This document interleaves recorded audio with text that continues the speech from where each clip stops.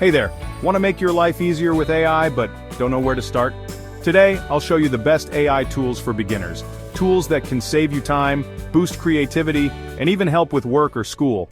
Let's dive in. First up, we've got ChatGPT. It's like your personal assistant. Need help writing emails, essays, or even planning your next trip? Just type in your question, and it gives you instant answers.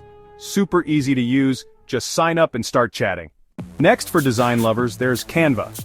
Canva has a built-in AI called Magic Design that can create social media posts, presentations, and even logos in minutes. You don't need to be a pro, just drag, drop, and customize.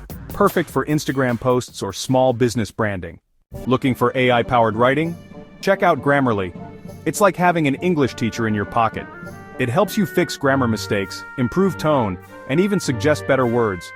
There's a free version, so you can start improving your writing today. Now let's talk about creativity. DALL-E is an AI that can create amazing images from just a description.